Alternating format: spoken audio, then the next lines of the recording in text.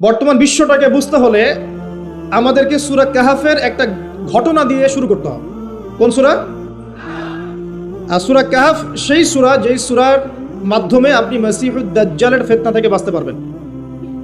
রাসূল সাল্লাল্লাহু আলাইহি ওয়াসাল্লাম বলেছেন যে আদম আলাইহিস সালাম থেকে শুরু করে কিয়ামত পর্যন্ত, যে আদম আলাইহিস সালাম থেকে শুরু করে কিয়ামত পর্যন্ত এই বিশ্বে যতগুলো ফিতনা আসবে এর মধ্যে মাসিহুদ দাজ্জালের চেয়ে ভয়ঙ্কর কোনো ফিতনা আসবে না। এক বাক্যে বোঝাচ্ছে কিভাবে, যে এই বিশ্বে যতগুলো ফিতনা আছে, ধরেন সুদের ফিতনা, আপনার জেনার ফিতনা, আপনার পরকিয়া, হ্যাঁ, আপনার যে পতিতালয়, আপনার ঘুষ, দুর্নীতি, কালোবাজারি, মজুদদারিতা, মুসলিমদেরকে হত্যা করা, সন্ত্রাসী কর্মকাণ্ড, যত ফিতনা এখন পৃথিবীতে আছে আর কি, এই যতগুলো ফিতনা আছে এগুলোকে একত্রিত করেন, একসাথে করেন, তারপরেও মাসিহুদ দাজ্জালের মতো ভয়ঙ্কর ফিতনা হবে না। এটা এত বড় ফিতনা, ঠিক আছে?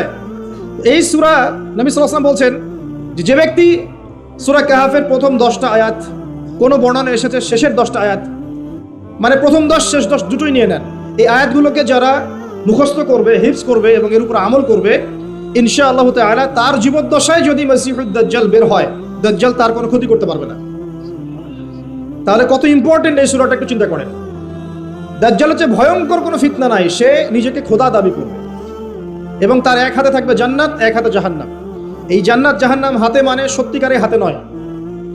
আমাদের কিছু প্রোটেস্ট্যান্ট মুসলিম ভাই আছেন, তারা মনে করেন শব্দ যেটা সেটাই নিতে হবে, শব্দ যেটা সেটাই। আসলে এক হাতে কি জান্নাত নিয়ে ঘোরা সম্ভব? না। জান্নাত তো বিশাল, এটাকে হাতে নিয়ে ঘোরা সম্ভব? জাহান্নামকে হাতে নিয়ে ঘোরা সম্ভব না। ব্যাখ্যা কি? যে দাজ্জালকে অনুসরণ করবে, দাজ্জাল তাকে সুখ সমৃদ্ধি দিবে, সে পৃথিবীতে জান্নাতের মতো পরিবেশে থাকবে, এটাই জান্নাত। আর যে দাজ্জালকে অনুসরণ করবে না, দাজ্জাল তাকে একদম জুলুম নির্যাতনের মধ্যে ডুবিয়ে রাখবে, তাকে ধ্বংস করে ছাড়বে, এই জাহান্নাম। কি করবে সে? সে সারা বিশ্বে 40 দিন অবস্থান করবে। কতদিন? তার প্রথম দিনটা হবে 1 বছরের সমান, দ্বিতীয় দিনটা হবে 1 মাসের সমান, আর তৃতীয় দিনটা হবে 1 সপ্তাহের সমান। বাকি দিনগুলো আমাদের দিনের মতোই হবে। এটা কিভাবে হবে আল্লাহু আ'লাম, আল্লাহ ভালো জানেন, আমরা জানি না। আল্লাহ পাক কোরআনে বলেছেন একটা সূরায়, যদি আল্লাহ রাব্বুল আলামিন রাতকে স্থবির করে দেন, কেউ কি আছে দিন নিয়ে আসবে? আবার বলেছেন আল্লাহ পাক যদি দিনকে স্থবির করে দেন, স্থির করে দেন, কোন সত্তা কি আছে রাত এনে দিবে? তাহলে আল্লাহ পাক চাইলে একদিনকে 1 বছর করতে পারেন না? একদিনকে 1 মাস করতে পারেন না?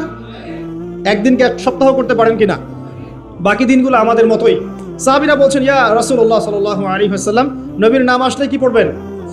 সাল্লাল্লাহু আলাইহি ওয়াসাল্লাম। তাহলে 10 নাকি পাবেন, 10টা গুনাহ মাফ হবে, আল্লাহ পাক আপনার প্রতি 10 বার রহম করবেন ইনশাআল্লাহ। আর যে ব্যক্তি নবীর নাম শুনে দরুদ পড়ে না, নবী সাল্লাল্লাহু আলাইহি ওয়াসাল্লাম তাকে বদদুয়া করেছেন। কি করেছেন? বদদুয়া করেছেন।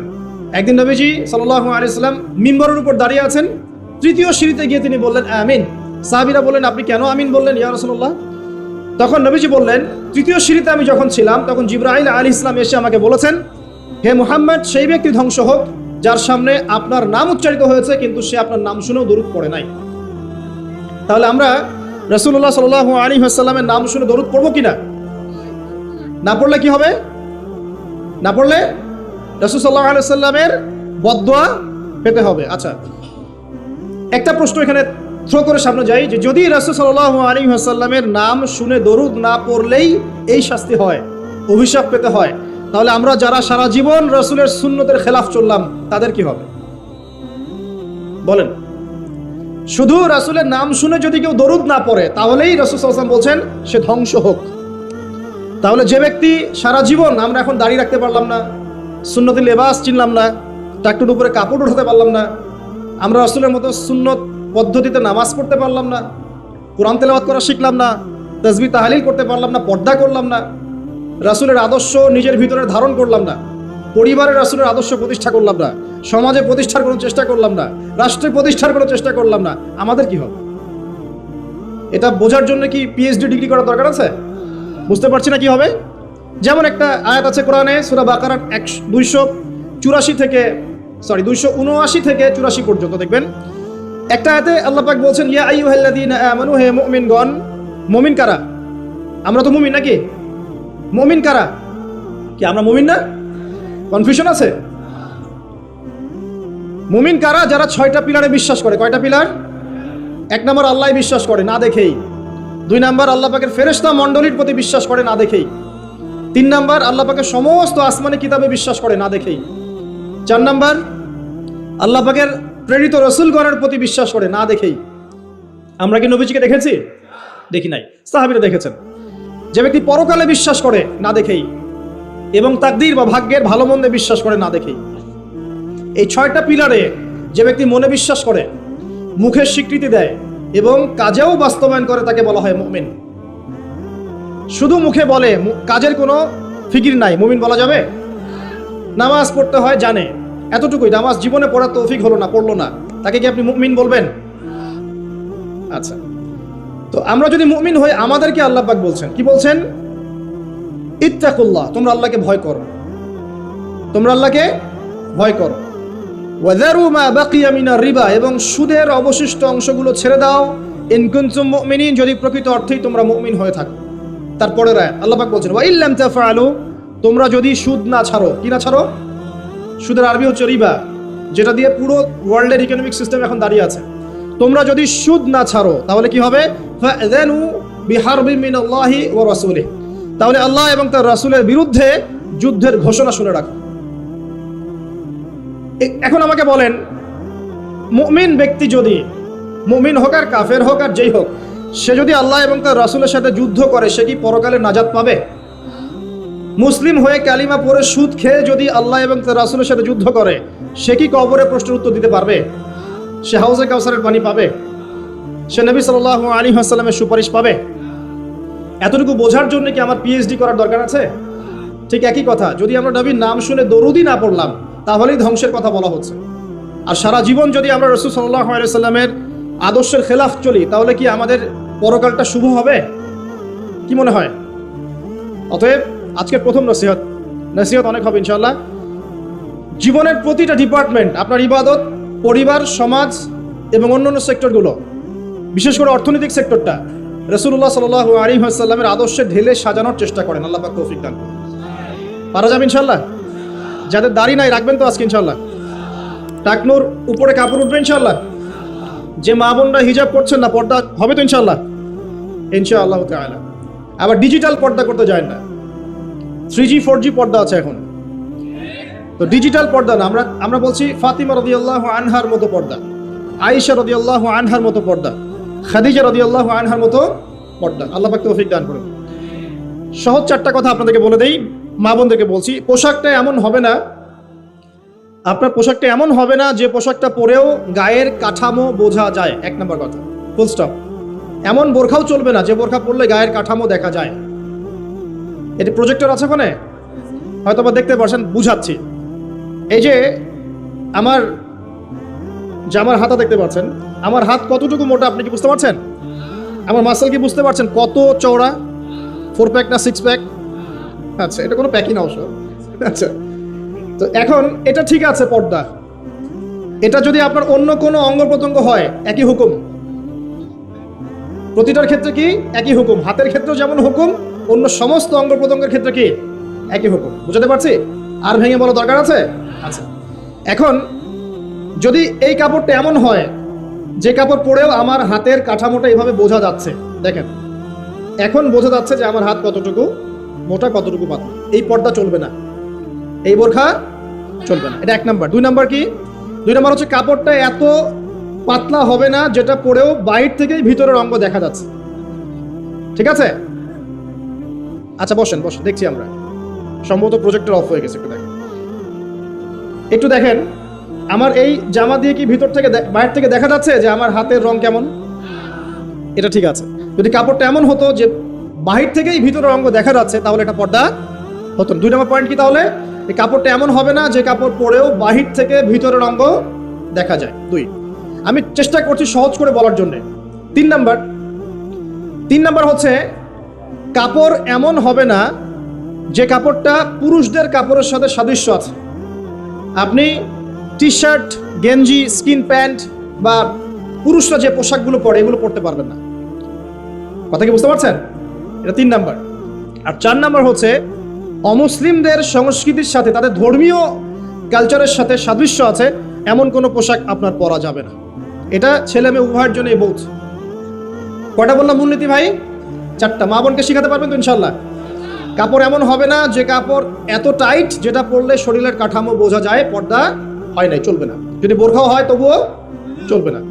2, এত পাতলা হবে না যে বাহির থেকে ভিতরের অঙ্গ দেখা যায়, চলবে না। 3 নাম্বার, পুরুষদের পোশাকের সাথে সাদৃশ্য আছে এমন পোশাক পরা যাবে না। যদিও বা শেষ জামানায় এই শ্রেণীর মেয়েদের সংখ্যা বাড়বে যারা পুরুষের পোশাক পরে রাস্তায় ঘুরবে। আর 4 নাম্বার হচ্ছে অমুসলিমদের ধর্মীয় কালচারের সাথে সাদৃশ্য আছে এমন কোনো পোশাক পরা যাবে না। 3 নাম্বারটার ক্ষেত্রে একটা কথা বলে দেই যে নবী সাল্লাল্লাহু আলাইহি ওয়াসাল্লাম বলেছেন শেষ জামানায় এক শ্রেণীর মেয়ে বের হবে। শেষ জামানা বলতে আসলে ওই জামানায়, নবীর জামানায় তারা ছিলেন না, তারা পরবর্তীতে কোনো জামানায় আসবে, যেটা আমরা এখন দেখতে পাচ্ছি। তো এমন এক শ্রেণীর মেয়ের কথা বলা হয়েছে যে যারা কাপড় পরেও নগ্ন থাকবে। কি থাকবে? নগ্ন। আরবিতে বলা হচ্ছে নিসাউন, তারা এমন এক শ্রেণীর মহিলা হবে কাসিয়াতুন, কাপড় পরে থাকবে, আরিয়াতুন, তারপরেও নগ্ন থাকবে। বোঝানোর প্রয়োজন আছে কি? কোনো প্রয়োজন নাই, অ্যাডাল্ট আপনারা সব বোঝেন। মুমিলাতুন মাইলাতুন, অর্থাৎ নিজেরাও অন্যকে আকৃষ্ট করবে, নিজেরাও অন্যকে আকৃষ্ট করবে এবং অন্যের প্রতি আকৃষ্ট হবে, দুটোই হবে। নিজেরাও আকৃষ্ট হবে, অন্যকেও কি করবে? আকৃষ্ট করবে। ওই যে সিডিউস, নিজেরাও সিডিউস হবে, অন্যকেও সিডিউস করবে। এই শব্দটা 1400 বছর আগে নবী সাল্লাল্লাহু আলাইহি ওয়াসাল্লাম হাদিসে বলে গিয়েছেন যে এমন এক শ্রেণীর মেয়ে বের হবে যাদেরকে আমি দেখি নাই, আমার যুগে তারা ছিল না, পরবর্তী কোনো যুগে আসবে। এদের ব্যাপারে নবী সাল্লাল্লাহু আলাইহি ওয়াসাল্লাম বলছেন যে তারা জান্নাতে যাবেও না, জান্নাতের গন্ধও কখনো পাবে না। জান্নাতের গন্ধ কি পাওয়া যায়? সুবহানাল্লাহ। আচ্ছা, একটু বলেই দিই মাঝখানে। রাসূলুল্লাহ সাল্লাল্লাহু আলাইহি ওয়াসাল্লাম মেরাজে হঠাৎ সুঘ্রাণ, নবী সাল্লাল্লাহু আলাইহি ওয়াসাল্লাম বলছেন কোত্থেকে আসছে এটা? জিবরাইল আলাইহিস সালাম উত্তর দিচ্ছেন এটা হচ্ছে ফেরাউনের মেয়ের চুল আঁচড়ে দিত একজন দাসী, যার হাত থেকে একদিন চিরুনি পড়ে গিয়েছিল। সে বলেছিল বিসমিল্লাহ বলে চিরুনি উঠিয়েছে, উঠে আবার আচরণ শুরু করেছে। এখন এর মেয়ে শুনে ফেলেছে বিসমিল্লাহ বলে উঠিয়েছে। সেই মেয়ে ফেরাউনকে বলল যে আপনাকে বাদ দিয়ে এই দাসী আরেকজনকে ইলাহ মানছে।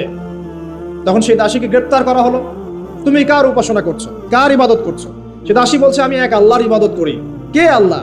যে আল্লাহ আমাকে সৃষ্টি করেছেন, যে আল্লাহ আমার রব, যে আল্লাহ আপনারও রব। ফেরাউনকে মুখের উপর বলে দিল। এবার ফেরাউন তাকে ধরে বলছে ফিরে আসো তোমার মতাদর্শ থেকে, না হলে তোমাকে জীবন্ত আগুনে পুড়িয়ে মার। কি বলছে? আগুনে পুড়িয়ে মার। তো সে ফিরে আসে না। তখন ফেরাউন দেখলো তার সন্তান সন্ততি আছে কিনা। সন্তানরা আমাদের সফট কর্নার না, সন্তানকে ডেকে আনা হয়, 2টা বাচ্চা, 2টা কি 3টা বাচ্চা। বলছে ফিরে আসো, আমাকে ইলাহ বলে স্বীকার করো, না হলে তোমার সন্তানদেরকে আগুনে ফেলে দিব।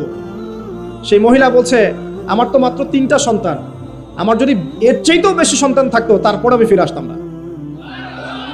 একে একে মায়ের চোখের সামনে এক এক করে বাচ্চাদেরকে জীবন্ত আগুনে পুড়িয়ে ফেলা হলো। শেষমেশ সেই মেয়েটাকেও, সেই দাসীকেও জীবন্ত আগুনে পুড়িয়ে দেওয়া হলো। নবী সাল্লাল্লাহু আলাইহি ওয়াসাল্লামকে জিবরাইল আলাইহিস সালাম বলছেন ওই যে ফেরাউনের দাসী, অনেকে বলেছে তার নাম আসিয়া, এই নামটা কোরআনে নাই, এবং তার সন্তানদেরকে যেখানে দাফন করা হয়েছে সেখান থেকে এই গন্ধ আসছে। নবীজি পেলেন তো? অন্য কোন নবী পেয়েছেন? অন্য কোন নবীর ক্ষেত্রে এটা দলিল পাওয়া যাচ্ছে না, কিন্তু নবী সাল্লাল্লাহু আলাইহি ওয়াসাল্লামের ক্ষেত্রে দলিল পাওয়া যাচ্ছে। আচ্ছা, এটা গেল নবীর কথা। এই ঘটনা ঘটেছে মূসা আলাইহিস সালামের যুগে, আর নবী সাল্লাল্লাহু আলাইহি ওয়াসাল্লাম ঘ্রাণ পাচ্ছেন মেরাজে। চিন্তা করতে পারেন কত বছর আগে ঘটনা ঘটেছে, আমরা জানতামই না কিন্তু, যদি মেরাজে নবী সাল্লাল্লাহু আলাইহি ওয়াসাল্লামের কাছে সুঘ্রাণটা না আসতো। সুবহানাল্লাহ। এরপর কি? এটা তো নবীর ক্ষেত্রে গেল। সাহাবীদের ক্ষেত্রে কি হয়েছে? একজন সাহাবী যার নাম আনাস বিন নজর। কি নাম? আনাস বিন নজর। নামগুলো মনে রাখবেন। উহুদের মাঠে বিশাল যুদ্ধ হচ্ছে। আমরা জানি যুদ্ধের মধ্যে প্রথম দিকে মুসলিমরা প্রায় জয়লাভ করেই ফেলেছিল, কিন্তু একটা ভুল, অনলি একটা ভুল। কি ভুল? ওই জাবাল রুমার মধ্যে 50 জন তীরন্দাজ সাহাবীকে রেখে দেওয়া হয়েছে। নবীজি বলেছিলেন আমরা যদি মরেও যাই, আমাদের গায়ের গোশত যদি পাখি এসে খাওয়া শুরু করে, তোমরা নামবে না এখান থেকে। বুঝতে পারছেন? কমান্ড। এটা হচ্ছে একজন নেতার আনুগত্য। কমান্ড, নেতার আনুগত্য কত বড় জিনিস দেখেন। তো যখন যুদ্ধ শুরু হয়ে গেল, হামজা রাদিয়াল্লাহু আনহু সহ অন্যান্য সাহাবীরা বীর বিক্রমে যুদ্ধ করলেন। অল্প কিছু সময়ের মধ্যেই কাফেররা পালানো শুরু করল। যখন মুসলিমরা বীর দর্পে যুদ্ধ করে, কাফেররা পালিয়ে যায় না? যায় না? মুসলিমরা সবাই ঐক্যবদ্ধ যদি হতে পারতো, কোনো কাফেরের শক্তি ছিল নাকি ইসলামের দিকে চোখ তুলে তাকায়? আজকে আমরা যে বিভক্ত, আমরা বিভক্ত, আপোষে বিভক্ত, বিভিন্ন দলে মতাদর্শে বিভক্ত, আমাদের শক্তি কমে গেছে, হাওয়া বেরিয়ে গেছে। আমাদের যুবকরা এখন পর্নোগ্রাফি, এই গার্লফ্রেন্ড বয়ফ্রেন্ড কালচার, এই মাদক, এই জুয়া, এই জেনার পেছনে ছুটছে। আমরা নামাজ ছেড়ে দিচ্ছি, কোরআন ছেড়ে দিচ্ছি, মা বোনরা পর্দা ছেড়ে দিচ্ছেন। এই জাতি কি বিজয় লাভ করবে নাকি? আগে এই জায়গায় ঠিক করতে হবে, তারপর বিজয় আসবে ইনশাআল্লাহ তাআলা। আর বিজয় যে আসবে, বিষয়ে কোনো সন্দেহ আছে?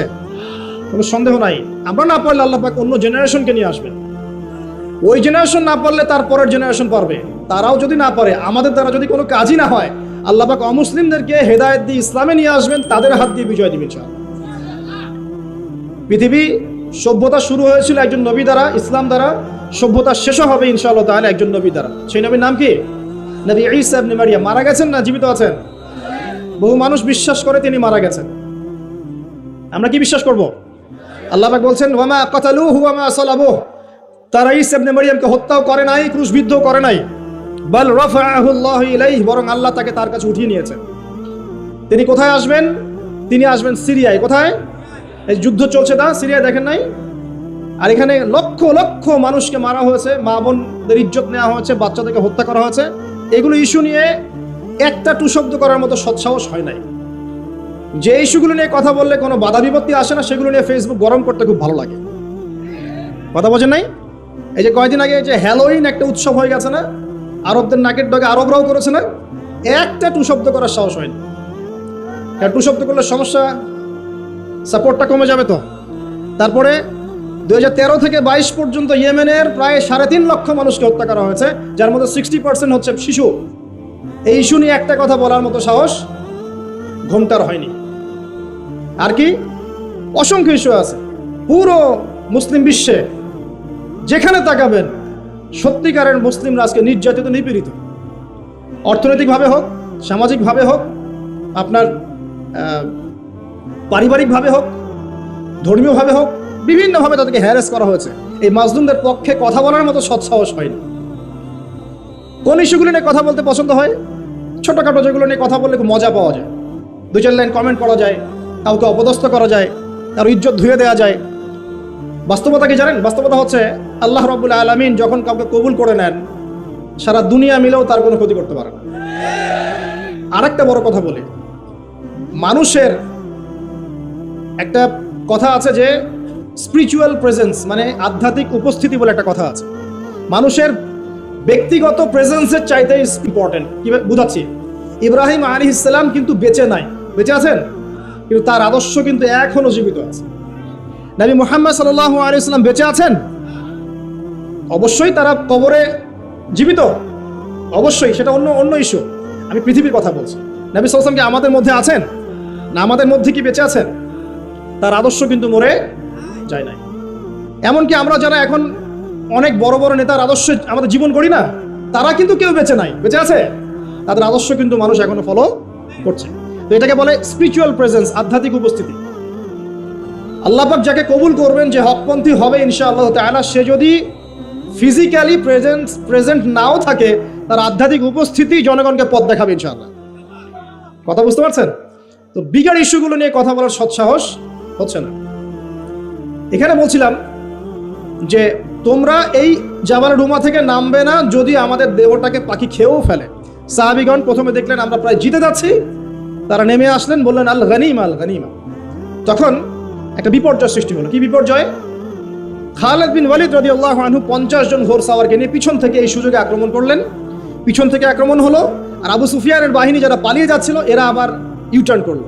এই দুই চাপে পিষ্ট হয়ে উহুদের মাঠে সাহাবায়ে কেরাম রাদিয়াল্লাহু আনহুদের মধ্যে প্রায় 70 জন বড় বড় সাহাবী শহীদ হয়ে গেলেন। কতজন? প্রায় 70 জন বড় বড় সাহাবী। তাদের মধ্যে আনসার সাহাবীদের আত্মত্যাগ ছিল বীরত্বপূর্ণ। এমনকি নবী সাল্লাল্লাহু আলাইহি ওয়াসাল্লামকেও সেদিন মার খেতে হয়েছে, দাঁত মোবারক শহীদ হয়ে গেছে, পায়ের মধ্যে আঘাত পেয়েছিলেন, এই ভ্রুর মধ্যে কড়া ঢুকে গিয়েছিল। তার পাশে মাত্র 9 জন সাহাবী ছিলেন যখন তাকে আক্রমণ করা হচ্ছে। একে একে সাহাবীরা শহীদ হতে লাগলেন। তালহা রাদিয়াল্লাহু আনহুর কথা বলা যায়, তিনি নবীজিকে নিজে ঘাড়ে করে নিয়ে উহুদ পাহাড়ের উপর উঠে গিয়েছেন, এত শক্তি ছিল তার গায়ে। আমরা যুব সমাজ কি শিক্ষা নেবে এখান থেকে? এভাবে মাদকের সাথে লাইফ লিড করলে তো হবে না। এভাবে যদি জেনা করলে তো আপনি ফিজিক্যালি স্ট্রং থাকতে পারবেন না, মানসিকভাবে স্ট্রং থাকতে পারবেন না। পর্নোগ্রাফিতে আসক্ত হলে তো আপনার শরীরে এনার্জি থাকবে না। জুয়া খেললে তো ওই রকম সাহাবীদের মতো আদর্শমান হওয়া যাবে না। নামাজ না পড়লে তো আপনার ভিতরে আধ্যাত্মিক শক্তি আসবে না। তো আমাদের যুব সমাজকে এখান থেকে শিক্ষা নিতে হবে। আল্লাহ পাক তৌফিক এনায়েত করুন। এখন সাহাবী উঠিয়ে নিয়ে গেছেন, নবী সাল্লাল্লাহু আলাইহি ওয়াসাল্লাম বলছেন, তোমরা যদি কেউ জীবন্ত কোনো শহীদকে দেখতে চাও তাহলে তালহাকে দেখো, তার শরীরে প্রায় 60 থেকে 70টা দাগ ছিল, তারপরে তিনি শহীদ হন নাই সেদিন। আল্লাহ পাক তাকে হেফাজত করেছেন। তিনি বলছিলেন, আমি যখন যুদ্ধ করছিলাম, আর রাহিকুল মাখতুম বইটার মধ্যে আছে, আল্লাহ পাক তখন তাকে এত সাকিনা প্রশান্তি দিয়েছেন যে ঘুমে তার চোখ দিয়ে মানে শান্তির ঘুম চলে আসছে। তখন তিনি বলছেন, দুইবার আমার হাত থেকে তরোয়াল পড়ে গেছে ঘুমের চোটে। চিন্তা করতে পারেন, যুদ্ধ হচ্ছে, আল্লাহ পাক তাকে শান্তির ঘুম দিয়ে দিচ্ছে চোখের মধ্যে। দুইবার অস্ত্র মানে তরোয়াল পড়ে যাচ্ছে হাত থেকে ঘুমের চোটে। তিনি শেষমেশ শহীদ হন নাই। নবী সাল্লাল্লাহু আলাইহি ওয়াসাল্লামকে ঘাড়ে নিয়ে উঠেছেন উহুদ পাহাড়ের উপরে। নবীজি বলছেন, তোমরা কেউ জীবন্ত শহীদকে দেখতে চাও, তালহাকে দেখো, সে জান্নাত ক্রয় করে নিয়েছে। আবু বকর রাদিয়াল্লাহু আনহু বলতেন, উহুদের দিনটা হচ্ছে তালহার দিন। তালহা যে বীরত্ব দেখিয়েছে উহুদের দিনে, সে এই কাজ দিয়েই ইনশাআল্লাহ জান্নাত ক্রয় করে নিয়েছে। কথা বুঝতে পারছেন? প্রত্যেক সাহাবীর এফোর্ট ছিল। তো এই সময়ে একটা গুজব ছড়িয়ে পড়েছিল যে রাসূল সাল্লাল্লাহু আলাইহি ওয়াসাল্লামকে হত্যা করা হয়েছে, এমন একটা গুজব ছড়িয়ে দেওয়া হয়েছে মাঠের মধ্যে। এখন অনেক সাহাবী তরোয়াল নিয়ে বসে পড়েছে যে নবী যদি বেঁচে না থাকেন তাহলে আমরা যুদ্ধ করে কি করব, এরকম চিন্তা। তখন এই আনাস বিন নাদর রাদিয়াল্লাহু আনহু তিনি ঘোড়া নিয়ে ছুটছেন। পাশে দেখা হয়েছে সাদ বিন মুয়াজ রাদিয়াল্লাহু আনহুর সাথে। কার সাথে? সাদ বিন মুয়াজ, আনসার সাহাবী, বিখ্যাত সাহাবী, যার জানাজার নামাজে নবী সাল্লাল্লাহু আলাইহি ওয়াসাল্লাম বলেছেন যে 70,000 ফেরেশতা জানাজার নামাজে উপস্থিত ছিল। কোন সাহাবী? সাদ বিন মুয়াজ। মনে রাখবেন এগুলো। আমাদের যুবকদেরকে, আমাদের আইডলদেরকে তো চিনতে হবে, আমাদের অরিজিনাল সুপার হিরোদেরকে চিনতে হবে না। আমাদের সুপার হিরো কি নেইমার, মেসি নাকি? এইসব অহেতুক কাজে সময় নষ্ট করবেন না, টোটালি ওয়েস্ট অফ টাইম। সময়ের অপচয়, জুয়া খেললে অর্থের অপচয়, আপনার যৌবনের অপচয়। সবচেয়ে বড় কথা হচ্ছে হায়াতটা নষ্ট হয়ে গেল। হায়াত নষ্ট হয়ে গেল। হ্যাঁ খেলবেন, আমি তো খেলার পক্ষের মানুষ নাকি। খেলবেন যে খেলাতে আপনার ফিজিক্যাল উপকার আছে, ফরজ ওয়াজিব তরক হচ্ছে না। খেলতে গিয়েছেন, নামাজ মিস হলে খেলা চলবে না। ফিজিক্যাল স্ট্রাকচার ঠিক রাখার জন্য, স্ট্যামিনার বাড়ানোর জন্য, ফিজিক্যালি ফিট থাকার জন্য আপনি কায়িক খেলা কিছু খেলতে পারেন। এই খেলাগুলোর মধ্য দিয়ে আপনার ফরজ ওয়াজিবকে তরক করা যাবে না। এগুলো খেলা দেখতে বসলে আমাদের কোনো উপকার আছে? ফিজিক্যাল খেলছে ওরা আর আমরা গোল গোল করে চিল্লাচ্ছি, কোনো উপকার আছে? জাস্ট একটা চোখের ক্ষুধা, কিচ্ছু না। অথচ আপনি যদি সকালবেলা উঠে 10 রাউন্ড দিতেন পদ্মার পরে, উপকার ছিল। আধা ঘন্টা আপনারা যদি ফুটবল খেলতেন টাকনু নিচে কাপড় নামিয়ে ফজরের নামাজের পর, উপকার ছিল না? তো মূল কাজটা করেন, আল্লাহ পাক তৌফিক দান করুন। তো যেটা বলছিলাম যে সাহাবী সাদ বিন মুয়াজ রাদিয়াল্লাহু আনহু পাশে, এখন আনাস বিন নাদর রাদিয়াল্লাহু আনহু বলছেন, আনাস বিন নাদর রাদিয়াল্লাহু আনহু ঘোড়া নিয়ে ছুটছেন। কি ব্যাপার, তোমরা বসে আছো কেন? সাহাবীরা বলছেন, রাসূল সাল্লাল্লাহু আলাইহি ওয়াসাল্লাম যদি বেঁচে না থাকেন আমরা যুদ্ধ করে কি করব? তখন আনাস বিন নাদর রাদিয়াল্লাহু আনহু বলছেন যে যদি মুহাম্মদ সাল্লাল্লাহু আলাইহি ওয়াসাল্লাম সত্যি শাহাদাত বরণ করে থাকেন তাহলে আমরা এখানে বসে থেকেই কি করব? চলো আমরাও যুদ্ধ করে শহীদ হয়ে যাই। এবার তিনি ঘোড়া নিয়ে ছুটলেন। সাদ বিন মুয়াজ বলছেন, আপনি কোথায় ছুটছেন? আপনি অদম্য গতিতে কোথায় ছুটছেন? তখন আনাস বিন নাদর রাদিয়াল্লাহু আনহু তিনি বলছেন, আল্লাহর কসম করে বলছি আমি উহুদের ওই প্রান্তর থেকে জান্নাতের ঘ্রাণ পাচ্ছি। টাটকা দলিল দেখে নেন। নবী পেলেন, সাহাবীও পেলেন না? এর পরের কোনো মানুষ কি পেয়েছেন? দেখি, ইমাম বুখারীর নাম শুনেছেন? তো সহিহ বুখারী কার কার বাসায় আছে? মাশাআল্লাহ। একটা কথা বলে দেই, যারা বিগিনার, ইসলামে যারা বিগিনার প্র্যাকটিস করছেন নতুন, শুরুতেই সহিহ বুখারী হাতে নিয়ে পড়া শুরু করবেন না। কেন নসিহতটা করলাম এটা আপনি পরে বুঝতে পারবেন। মনে করেন আপনি মেডিকেল সায়েন্স সম্পর্কে জানতে যাচ্ছেন, শুরুতেই কি আপনি বড় লেভেলের কোনো বই নিয়ে বসবেন পড়তে? এটা কি হবে? আপনি গ্র্যাজুয়ালি আগাতে হবে। প্রথমে রিয়াদুস সালেহিনের মতো বই বা হাদিসে আরবাইন, বুলুগুল মারাম, মিশকাত, ফয়জুল কালাম, এই টাইপের বইগুলো পড়ে আগে আপনি আপনার জ্ঞান গরিমাকে বাড়াবেন, আরবি শিখবেন, এবারত পড়া শিখবেন, নাহু সরফ জানবেন, তারপরে আস্তে আস্তে ওস্তাদের কাছে গিয়ে এগুলো পড়বেন। এবং এগুলোর মধ্যে সবকিছু বুঝতে পারবেন জরুরি না। অনেক কিছু আপনি বুঝতে পারবেন না, যেটা বুঝতে পারবেন না আলেম ওলামার কাছে গিয়ে জিজ্ঞাসা করবেন। একা পণ্ডিতি করতে যাবেন না। একা পণ্ডিতি করতে গিয়ে বহু মানুষ বিভ্রান্ত হয়ে গেছে। একা পণ্ডিতি করতে গিয়ে কেউ বলছে যে কোরআন মানি, হাদিস মানি না, বলছে না? অনেকে বলছে তাকদির বলতে কিচ্ছু নাই। অনেকে বলছে তাকদিরই সব, কর্মের কোনো স্বাধীনতা নাই। একদল বলছে যে লা ইলাহা ইল্লাল্লাহ মুখে পড়লেই হবে, আমলের কোনো দরকার নাই। আরেকদল বলছে যে কবিরা গুনাহ করলেই কাউকে হত্যা করা যায়। মানে মানুষ বিভ্রান্ত হচ্ছে। আবার নতুন একদল টাটকা, এটা বলছে যে নবী সাল্লাল্লাহু আলাইহি ওয়াসাল্লামই শেষ নবী নন, আরো নবী আসতে পারে না। একা পণ্ডিত হওয়া যাবে না, আলেম ওলামার সোহবত লাগবে। আলেম থেকে বিচ্ছিন্ন হবেন না। আমি যদি আপনাকে বলি যে আপনি কোরআন হাদিস জানতে চান, মনে করেন একটা এক্সাম্পল দিয়ে ওইদিকে যাচ্ছি, এদিকে মনোযোগ দেন। মনে করেন আমার এক ভাই নামাজ পড়তে এসেছে, আজকে ফজরের নামাজ ধরেন, তো রাতে সারা রাত ঘুম হয় নাই, সেজদা দিয়েছে, যখন সেজদায় ঘুমিয়ে গেছে বেচারা। এখন বেচারা ঘুম থেকে উঠে বলছে আমার নামাজ হলো কিনা, এক সেজদা তো ঘুম দিয়ে কাটালাম। এখন মনে করেন যে আমার কাছে যে বললো যে ভাই আমার নামাজটা কি হয়েছে কি হয় নাই, মাসালা কি হবে। আমি তাকে বললাম এই নেন কোরআন, এই নেন বুখারি, এই নেন মুসলিম, এই যে তিরমিজি, এই যে নাসাই, এই যে ইবনে মাজা, এই যে আবু দাউদ, সব হাদিসের বই দিয়ে দিলাম, দিয়ে বললাম বাসায় যান পড়েন, পড়ে মাসালা দেখে নেন। বলেন তো এটা কি হবে?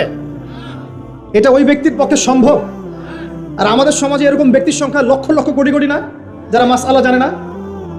সবাই জানে, যারা মুস্তাহিদ তারা না হয় জানে, সবাই কি জানে? ম্যাক্সিমামই জানে না। তাহলে ওই ভাই যে আমাকে জিজ্ঞাসা করলেন আর আমি যে বললাম একটা মাসআলা, সে আমাকে ফলো করলো, এটা কি তার অন্যায় হয়েছে?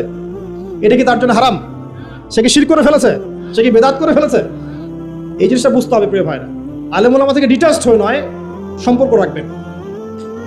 তো এটা গেল রাসূলের এক্সাম্পল দিলাম, দলিল দিলাম, মেরাজের রাতের ঘ্রাণ, আনাস বিন নাদর রাদিয়াল্লাহু আনহু দলিলটা দিলাম। এরপর কি কোনো কারো ক্ষেত্রে এটা পাওয়া যায়? দলিল তো অনেক পাওয়া যায়, কিন্তু এগুলো কোরআন সুন্নাহর রেফারেন্স না, এই কারণে মানুষ বলতে পারে এটা তো কোরআনে নাই, হাদিসে নাই। রিনাউন্ড একটা দলিল হচ্ছে ইমাম বুখারীর ঘটনা। আমরা জানি তিনি হাদিসগুলোকে একদম বাছাই করে করে সহিহ হাদিসগুলোকে নিয়ে একটা কিতাব রচনা করেছেন, সংকলন করেছেন। তার ইন্তেকালের পরে তার যে কবর, সেখান থেকে মেশকাম্বরের গন্ধ আসা শুরু করল। এটা রিনাউন্ড ঘটনা, সবাই জানে, জিজ্ঞাসা করে দেখেন। বড় বড় সালাফি আলেমরাও তাদের অনেকের গ্রন্থের মধ্যে এনেছেন। এরপরেও কি সম্ভব? এই যুগে কি এটা সম্ভব? মাওলানা তারেক জামিল নাম শুনেছেন? তারেক জামিল হুজুর হাফিজাহুল্লাহ, আল্লাহ পাক তাকে দীর্ঘ নেক হায়াত দারাজ করুক। দেখবেন তিনি এই কয়েকদিন আগে সফর করেছেন, দাওয়াতি তাবলীগের সফর। মুয়াজ বিন জাবাল রাদিয়াল্লাহু আনহুর কবরের পাশে দাঁড়িয়েছে। কবরের পাশে দাঁড়িয়ে তিনি সুঘ্রাণ পাচ্ছেন। পাওয়ার পরে তিনি চেক করছেন যে এটা কি কাপড় থেকে আসছে নাকি এটা মাটি থেকে আসছে, কোত্থেকে আসছে। তখন তিনি চলে গেলেন, গিয়ে আবার একটা সফর করে পরের দিন আবার আসলেন। এসে দেখেন সেম ঘটনা। তিনি বলছেন যে এটা কোত্থেকে আসছে। খাদেম তিনি বলছেন যে 2 দিন আপনি এসেছেন, এটা তো আমরা যতদিন থেকে এখানে আছি প্রত্যেক দিন আমরা পাচ্ছি, আলহামদুলিল্লাহ। এখন এগুলো ঘটনার তো আপনি মারিফতের ঘটনা, আল্লাহ পাকের কারামাত, এগুলোর তো আপনি অথেন্টিক প্রোটেস্ট্যান্ট ব্যাখ্যা দিতে পারবেন না, পারবেন? ব্যাখ্যা দিতে পারবেন না। বিষয়টা হচ্ছে যে মানুষ জান্নাতি, হামজা রাদিয়াল্লাহু আনহু কি জান্নাতি না জাহান্নামী? হামজা রাদিয়াল্লাহু আনহু কি জান্নাতি না জাহান্নামী? হামজা রাদিয়াল্লাহু আনহু একজন সাইয়্যিদুশ শুহাদা, শহীদদের সর্দার। উহুদের মাঠের শহীদ যারা আছেন তারা কি জান্নাতি না জাহান্নামী? হাদিসে এসেছে যখন কেউ আল্লাহর রাস্তায় যুদ্ধ করে শহীদ হয়, তার আত্মাটাকে আল্লাহ পাক জান্নাতের সবুজ পাখির মধ্যে রেখে দেন এবং সেখানে সে জান্নাতে ঘুরে বেড়ায়, যা ইচ্ছা ফল খেয়ে বেড়ায়। এখন নিঃসন্দেহে উহুদের সাহাবীরা সব জান্নাতি। এখন জান্নাতি কোনো মানুষের কবর থেকে যদি ঘ্রাণ আসে, সেই ঘ্রাণটাকে জাহান্নাম থেকে আসবে নাকি বোকা? কথা বলেন। জান্নাতি কোনো মানুষের কবর থেকে যদি সত্যি সত্যি ঘ্রাণ আসা শুরু করে আর কিছু মানুষ সেটা পায়, সেই কবর থেকে কি জাহান্নামের গন্ধ আসবে? জান্নাতের গন্ধ আসবে। আর যদি আমরা বলি যে মাশাআল্লাহ মদিনার পরিবেশটা পুরো জান্নাতি পরিবেশ, তার মানে কি মদিনাকে জান্নাতের সাথে তুলনা করা হলো? কথা বোঝেন নাই? আমরা যদি বলি বাহ মদিনার পরিবেশটা মাশাআল্লাহ জান্নাতি, এই কথার মধ্য দিয়ে কি মদিনাকে জান্নাতের সাথে তুলনা করা হয়েছে? কিসের সাথে কি মিলে তালগোল পাখি অনলাইন গরম করে আল্লাহ ভালো জানে। আমি খুবই ইন্টেলেকচুয়াল লেভেল দেখে আমি খুবই হতাশ যে মানুষের ইন্টেলেকচুয়াল লেভেল এত নিচু হতে পারে। আর কোরআনে যে আল্লাহ পাক বলেছেন জান্নাত এমন জায়গা যা কোনো চোখ দেখে নাই, কোনো কান শোনে নাই, কোনো হৃদয় কল্পনা করে নাই, এই আয়াত কি আমরা জানি না? এই আয়াত আমরা জানি না? সুবহানাল্লাহ। আর মনে করেন আপনি মুয়াজ বিন জাবাল রাদিয়াল্লাহু আনহুর কবরের কাছে গিয়েছেন, আপনি সুঘ্রাণ পেয়েছেন, এর মানে কি আপনি কবর পূজারী হয়ে গেছেন? কেউ পেয়েছে কেউ পায় নাই, আল্লাহু আ'লাম। আল্লাহ পাক যাকে ইচ্ছা তাকে পাওয়াবেন, যাকে ইচ্ছা না তাকে পাওয়াবেন না, এটা আল্লাহ পাকের ইখতিয়ার। আল্লাহ পাক যদি কাউকে পাওয়ান, আপনি সেখানে বিতর্কের সৃষ্টি করছেন কেন? বড় বড় ইস্যু নিয়ে কোনো কথা নাই, পেট্রো ডলার নিয়ে দুটো কথা বলতে পারেন না, ইয়েমেনের বম্বিং নিয়ে দুটো কথা বলতে পারেন না, আরবের বিভিন্ন কারাগারে বড় বড় শায়েখরা যে কারাগারে পচে পচে মরছে তাদের নিয়ে দুটো কথা বলতে পারেন না, হলইন উৎসব চোখের সামনে হয়ে গেল, দুটো কথা বলতে পারলেন না। সুবহানাল্লাহ। মানুষ দিন দিন কাদিয়ানি হয়ে যাচ্ছে, কেউ শিয়া হয়ে যাচ্ছে, কেউ এই যে আহলে কোরআন হয়ে যাচ্ছে, কত ফেরকা, কথা বলার সুযোগ নাই, কথা বলার ইস্যু নাই। মানে দিনের সব কাজ করা শেষ, এখন এই ক্ষুদ্র ক্ষুদ্র বিষয়গুলো আমাকে দেখতে হবে। এখানে মূল বিষয়টা কি? মূল বিষয় হচ্ছে হিংসা। 1 নম্বর কি? হিংসা। 2 নম্বর পরশ্রী কাতরতা। 3 নম্বর অহংকার। আমি যে কথাটা বলছি এখান থেকে আমি আলোচনার শেষের দিকে যাবো, খুব মনোযোগ দিবেন। এই অংশটুকু, এখান থেকে শেষের অংশটুকু আল্লাহ রাব্বুল আলামিন তার নবীর মাধ্যমে আমাদেরকে জানাচ্ছেন। কি জানাচ্ছেন? সূরা কাহফ আপনি তেলাওয়াত করবেন, ইনশাআল্লাহ আপনি দাজ্জালের ফিতনা থেকে বেঁচে থাকবেন। সারা বিশ্বে ম্যাসাকার করে দিবে সে, হাতে জান্নাত জাহান্নাম নিয়ে ঘুরবে, মানে উন্নতি এবং ধ্বংস। আর কি 40 দিন সে পুরো বিশ্বটাকে শাসন করবে। কতদিন? 40 দিন। কোত্থেকে আসবে? উত্তর 3টা। কয়টা? 3টা বর্ণনা পেয়েছি আমি, এর চেয়ে বেশি থাকতে পারে, আমার হয়তো জানা নাই। আমি 3টা পেয়েছি। 1, খোরাসান থেকে সে বের হবে, 1 নাম্বার। 2 নাম্বার, ইস্পাহান একটা জায়গা আছে ইরানের, সেখান থেকে বের হতে পারে, 2টা। 3 নাম্বার হচ্ছে শাম, ইরাক। ইরাক এবং শাম, শাম বলা হয় প্যালেস্টাইন সহ পুরো যে Jordan, Libya, Lebanon, Jordan, Lebanon, Syria, পুরো জায়গাটাকে শাম বলা হয়। কি বলা হয়? শাম। ইরাক এবং শামের মাঝখানের কোনো এক রাস্তা থেকে সে বের হবে। 3টা বর্ণনা আমার জানা মতো। এখন একটা কথা বলে দেয় যে ইরাক এবং শামের মাঝখানেই কিন্তু সেই রাষ্ট্রটা আছে যে রাষ্ট্রটা প্যালেস্টাইনিদেরকে বের করে দিয়েছে। বুঝতে পারছেন কথা? সমাজদারকে লিয়ে কি কাফি ইশারা আছে। এখন সে কি করবে? সে পুরো বিশ্বটাকে শাসন করবে, এবং যে তাকে আল্লাহ বলে স্বীকার করবে সে ওকে ছাড় দিবে, যে স্বীকার করবে না তাকে ধ্বংস করে দিবে। এমনকি একটা কওমের পাশ দিয়ে সে যাবে, বলবে তোমরা কি মানো যে আমি আল্লাহ? কওম বলবে না, মানি না, তখন ওদেরকে ধ্বংস করে ছেড়ে দিবে। একটা কওমের পাশে যাবে, বলবে তোমরা কি মানো যে আমি আল্লাহ? তারা বলবে হ্যাঁ মানি, তুমি আল্লাহ, নাউজুবিল্লাহ। তখন ওই কওমকে সে কি দিবে? গুপ্তধন দিবে। গুপ্তধন মানে সে যখন হাঁটবে তার পিছনে গুপ্তধনগুলো ঘুরে বেড়াবে। মানে এমন ফিতনা যেটা আপনি কল্পনা করতে পারবেন না। মানে মুমিন ব্যক্তিও যদি তার সাক্ষাৎ পায়, সেও বিভ্রান্ত হয়ে যেতে পারে। তবে এমনও মুমিন থাকবে যে বিভ্রান্ত হবে না। যেমন এক যুবকের কথা এসেছে, এই যুবকের তোমরা ভালো করে শোনো। এক যুবকের কথা এসেছে, যে যুবক দাজ্জালের সাক্ষাৎ পাবে, দাজ্জাল তাকে হত্যা করবে দ্বিখণ্ডে, একদম 2 কোপ। বলবে যে তুমি কি বিশ্বাস করো আমি আল্লাহ? সে বলবে না, বিশ্বাস করি না। 1-2 কোপ, দ্বিখণ্ডিত। এক দেহের একটা অংশ একদিকে, আর একটা অংশ আরেকদিকে। তারপরে দেহের এই 2 অংশকে সে আবার জিন্দা করবে, জীবিত করবে, করে আবার তাকে বলবে এবার কি বিশ্বাস হলো যে আমি আল্লাহ? তোমাকে মৃত্যুর পর আবার জীবন দিলাম, তোমাকে বিশ্বাস হলো যে আমি আল্লাহ? এই যুবক তখন বলবে এবার আমার পূর্ণ বিশ্বাস হয়েছে তুই দাজ্জাল। আল্লাহু আকবার। কারণ আমি রাসূলের হাদিস জানতাম যে দাজ্জাল এক যুবককে হত্যা করে দ্বিখণ্ডিত করে আবার জীবিত করে বলবে বিশ্বাস করবি কিনা আমি আল্লাহ। কিন্তু আমি জানতাম না যে আমি সেই যুবক। কথা বুঝতে পারছেন?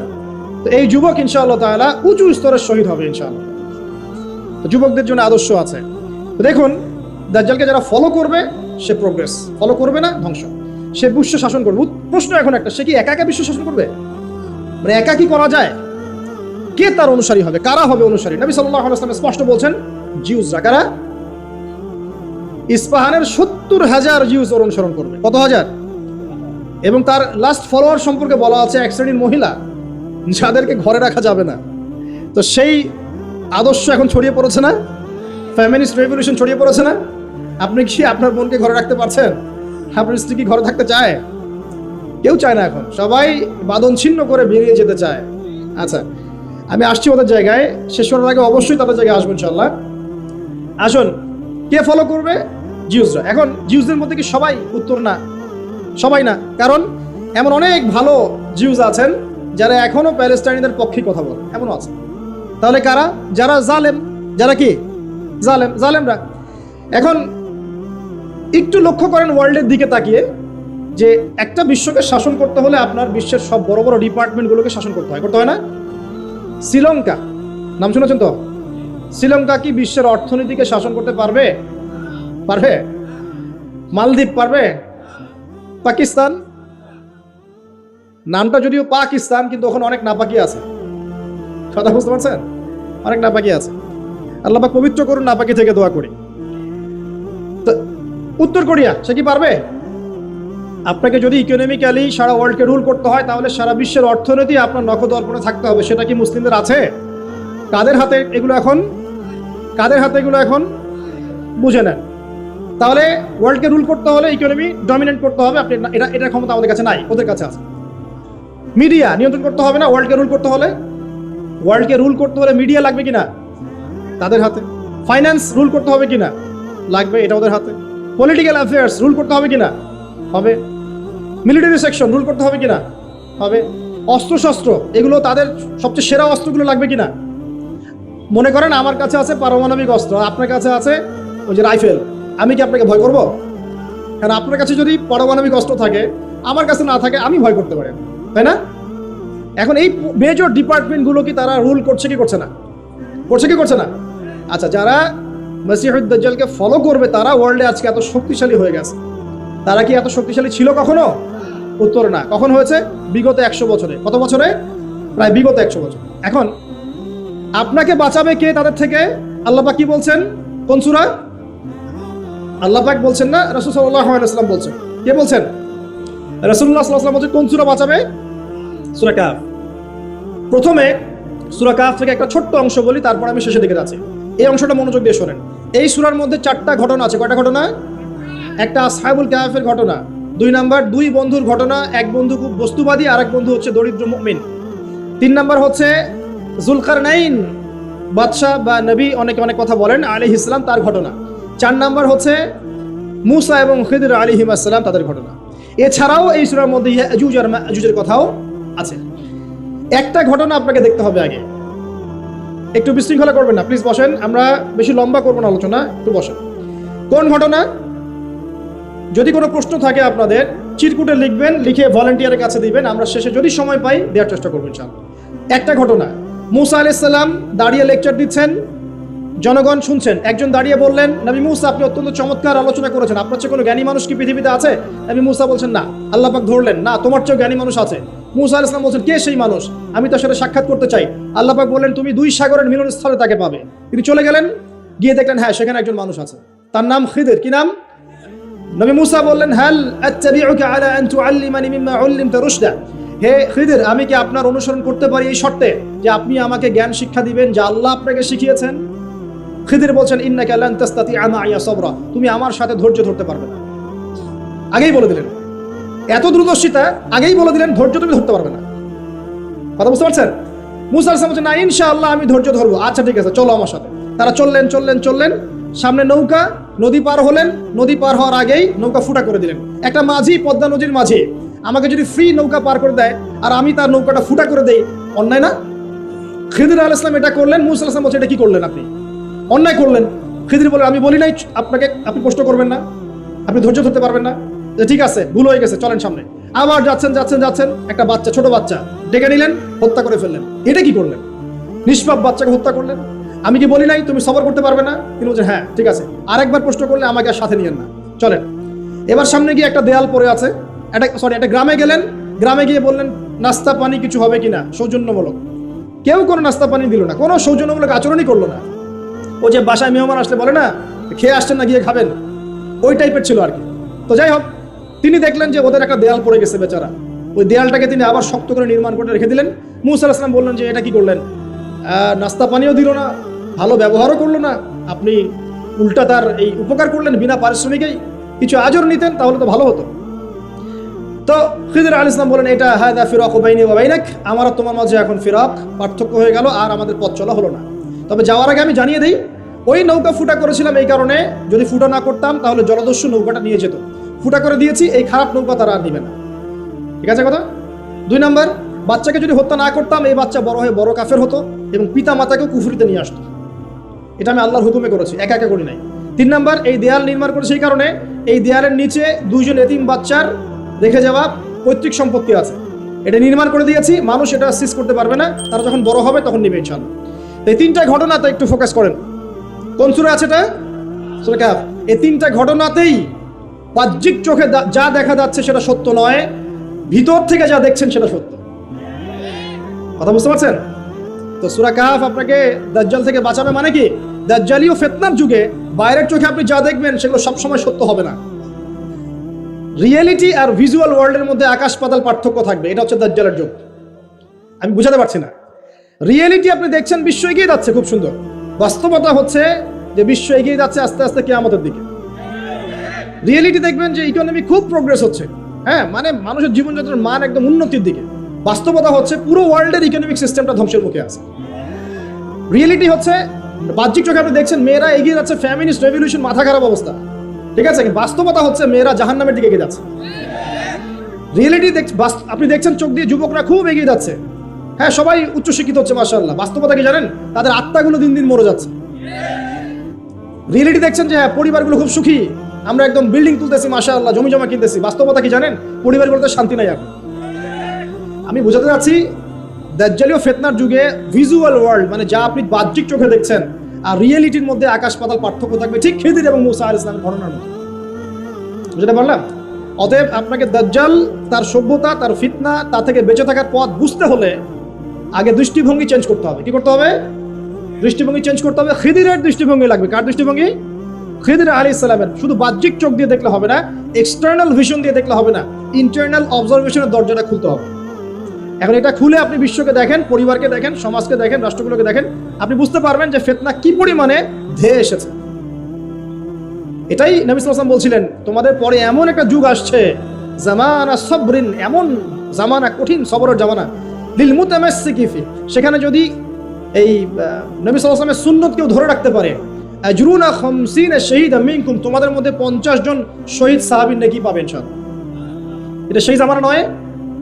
ভালো করে খিদিরের চোখ দিয়ে দেখেন, খিদির আলাইহিস সালামকে শুধু বাইরের চোখ দিয়ে দেখেছিলেন না আল্লাহ পাকের মারিফত দিয়ে দেখেছেন? আল্লাহ পাকের নূর দিয়ে দেখেন নাই? মূসা আলাইহিস সালাম নবী হয়েও বুঝতে পারছেন না কেন এটা করেছেন, কেন বাচ্চা হত্যা করছেন, কেন নৌকা ফুটা করলেন, কেন আপনি দেয়াল নির্মাণ করছেন, কিন্তু খিদির আলাইহিস সালাম আল্লাহ পাকের নূর দিয়ে দেখছেন, তিনি বুঝতে পারছেন দূরে কি হতে যাচ্ছে। তো সবাইকে খিদির হতে পারবে? খিদির হতে না পারলে কি আপনি ঘ্রাণ পাবেন? আপনি সেটা দেখতে পারবেন না যা খিদির দেখছেন, আপনি সেটা শুনতে পারবেন না যা খিদির শুনেছেন। আপনি যদি খিদির আলাইহিস সালামের মতো হতে পারেন, আপনি এমন কিছু উপলব্ধি করবেন। আমার বেশি বেশি কোরআন তেলাওয়াত লাগবে। কি লাগবে? কোরআন তেলাওয়াত শুধু মৌখিকভাবে না, অর্থ বুঝে পড়ার চেষ্টা করতে হবে। মৌখিক করলে নেকি পাবেন ঠিকই, কিন্তু অর্থ বুঝে না পড়লে আপনি পথ খুঁজে পাবেন না। 5 নম্বর লাগবে আমাদের সবার হালাল রিজিক। কোন রিজিক? সুদ ঘুষ দুর্নীতির কাছে যাওয়া যাবে না। 6 নম্বর লাগবে আমাদের আত্মশুদ্ধি। আত্মশুদ্ধি মানে কলব পরিষ্কার করতে হবে। কলব পরিষ্কার করার জন্য লাগবে বেশি বেশি আল্লাহর জিকির, ইলম অর্জন করা এবং আল্লাহওয়ালা মানুষের সোহবতে পড়ে থাকা। একা একা নূর অর্জন করা যাবে না। আল্লাহওয়ালা মানুষের সোহবতে পড়ে থেকে জ্ঞান চর্চার মধ্য দিয়ে, আল্লাহর জিকির, কোরআন তেলাওয়াত, আত্মশুদ্ধির মধ্য দিয়ে আপনি ইনশাআল্লাহ নূর পাবেন ইনশাআল্লাহ। আর কি কি করা যাবে না? অল্প বলছি, বেশি বলবো না। কি কি করা যাবে না? 1 নাম্বার, সবচেয়ে বড় কথা, মনের মধ্যে কোনো রকম হিংসা রাখা যাবে না। কারো প্রতি হিংসা করবেন, নূরের সাথে আপনার কোনো সম্পর্ক নাই। 2 নাম্বার, অহংকার মন থেকে বের করতে হবে। কি বের করতে হবে? অহংকার কি জিনিস? আপনার কাপড়টা সুন্দর হোক, এটা অহংকার নয়। জুতা সুন্দর, ভালো পারফিউম ইউজ করেন, আপনার বাড়িটা সুন্দর, এগুলো অহংকারের নিদর্শন নয়। অহংকারের নিদর্শন হচ্ছে 2টা। একটা হচ্ছে বাতারুল হাক্কি ওয়া গামতুন নাস, সত্যকে প্রত্যাখ্যান করা, অন্য মানুষকে তুচ্ছ তাচ্ছিল্য করা। এই 2টা হচ্ছে অহংকারের নিদর্শন। মনে কোনো প্রকার অহংকার রাখলে আল্লাহর নূর পাওয়া যাবে না। অনেক বড় বড় ডিগ্রি সার্টিফিকেট অর্জন করেও যদি মনের মধ্যে কিবার বা অহংকার থাকে, কোশ্চিন কালেও আপনি খিদির হতে পারবেন না। আমি কথা বোঝাতে পারছি? ইবলিসের অনেক বড় মাকাম ছিল। কিরকম? তাকে আল্লাহ পাক একদম ফেরেশতাদের সর্দার বানিয়ে দিয়েছে। তার প্রচুর জ্ঞান ছিল, প্রচুর আবেদ ছিল, প্রচুর ইবাদত করত। শুধুমাত্র কিবার অহংকারের কারণে সে আজকে জাহান্নামী। আবা ওয়াস্তাকবার, সে উদ্ধত হয়েছিল, অহংকার প্রদর্শন করেছিল, তাই নয় কি? কেন আমি আদমকে সিজদা করব? খলাকতানি মিন নার, আমাকে সৃষ্টি করেছেন আগুন দিয়ে। ওয়া খলাকতাহু মিন তিন, তাকে সৃষ্টি করেছেন মাটি দিয়ে। কেন আমি আদমকে সিজদা করব? এখন এই অহংকার চারপাশে দেখা যায় না? ওরা কি বোঝে দিনের, আমরাই তো সব বুঝি। ওরা আর কি পড়াশোনা করছে, আমি তো সব পড়াশোনা করছি। ওর কি আর বড় বড় ডিগ্রি সার্টিফিকেট আছে নাকি? আমার আছে।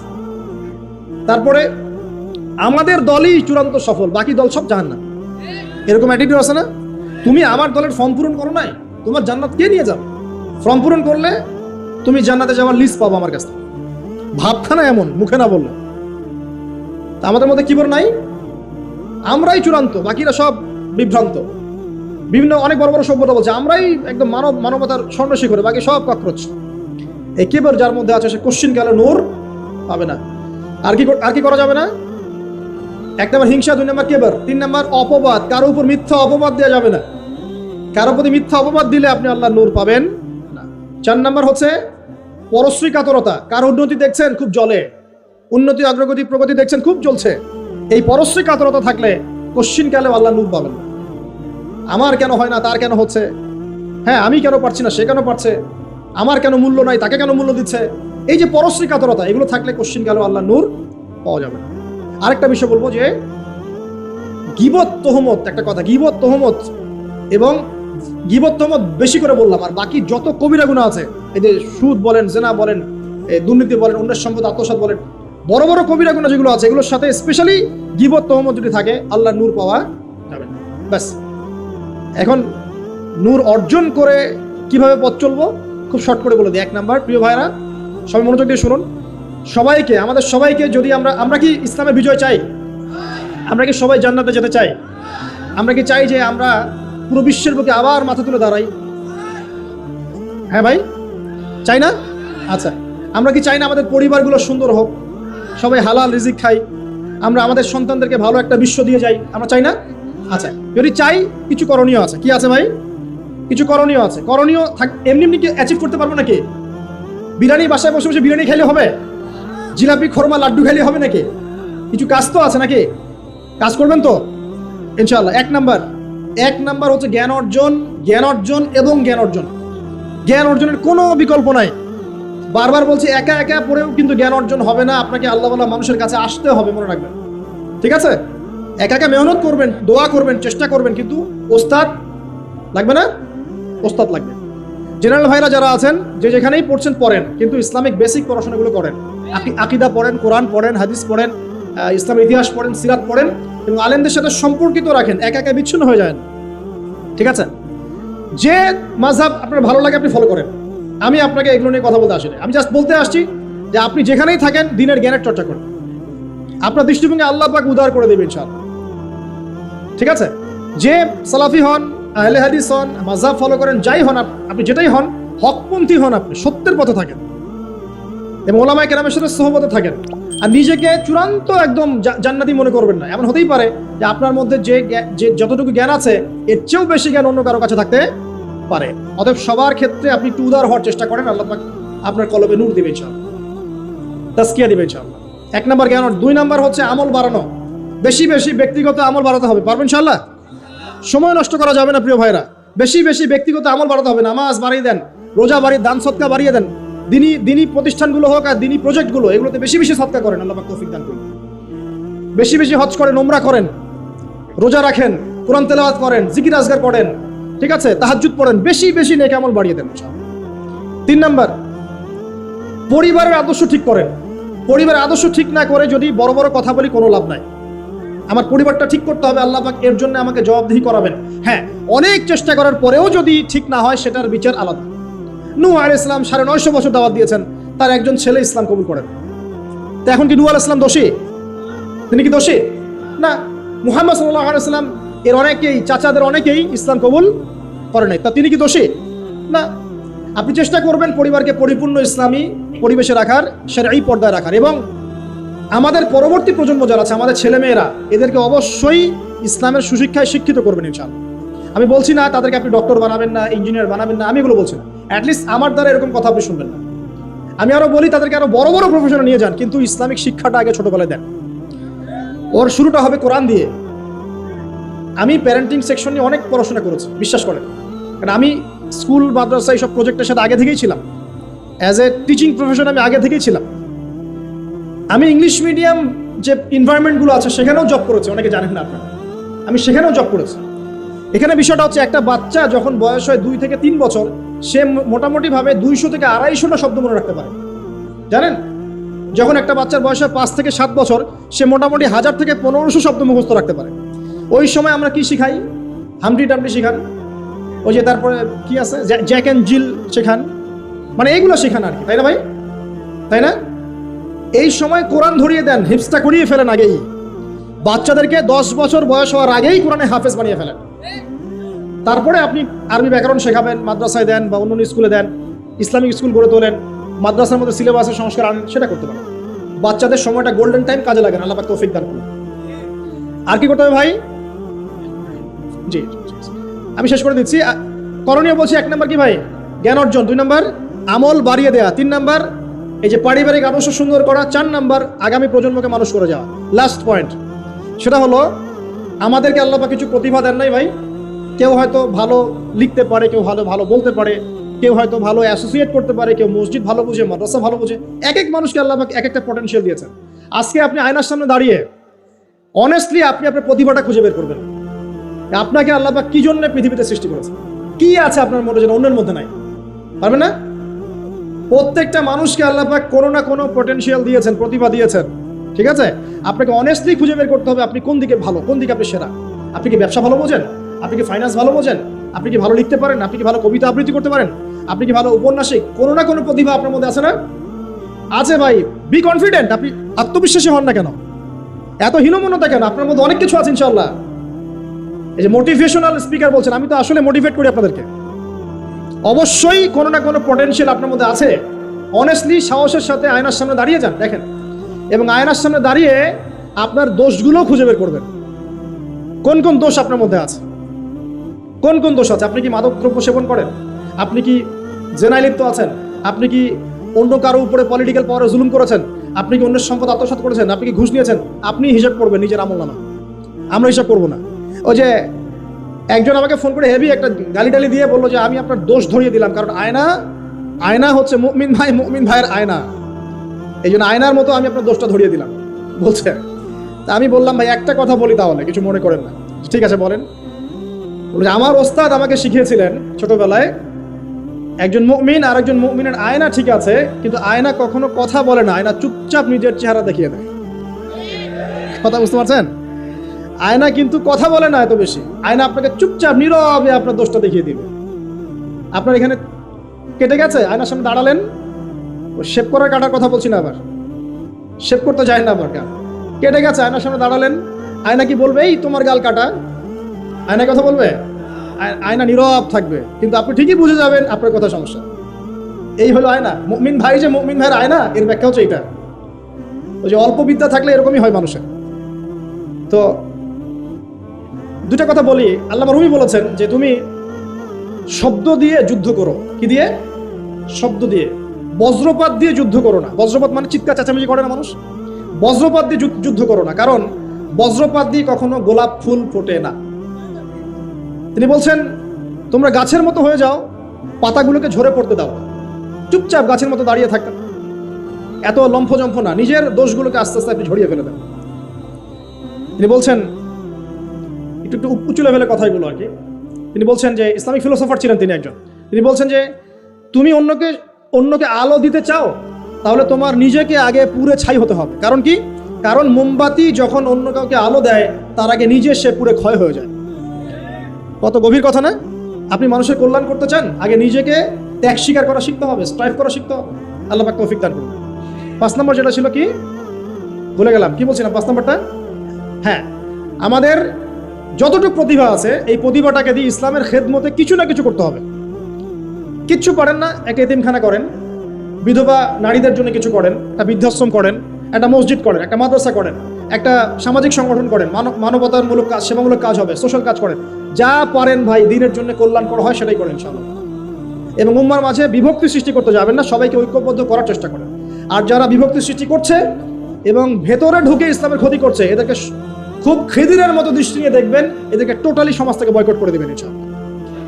আমরা থাকি বা না থাকি, নসিহতগুলো থাকবে ইনশাআল্লাহ, এবং এইভাবেই ইনশাআল্লাহ তাআলা প্রজন্মের পর প্রজন্ম এগিয়ে যাবে ইনশাআল্লাহ। আল্লাহ রাব্বুল আলামিন আমাদের সবাইকে জ্ঞান অর্জন করার তৌফিক দান করুন। খিদিরের মতো আলাইহিস সালাম দূরদৃষ্টি সম্পন্ন মানুষ হওয়ার তৌফিক দান করুন। আল্লাহ পাক আমাদেরকে জগৎ সম্পর্কে সচেতন থাকার তৌফিক দান করুন। আল্লাহ পাক আমাদের সবাইকে আদর্শ পরিবার করে দিন। বেশি বেশি নেক আমল করার তৌফিক দান করুন। নবীর সুন্নত বাস্তবায়ন করার তৌফিক দান করুন।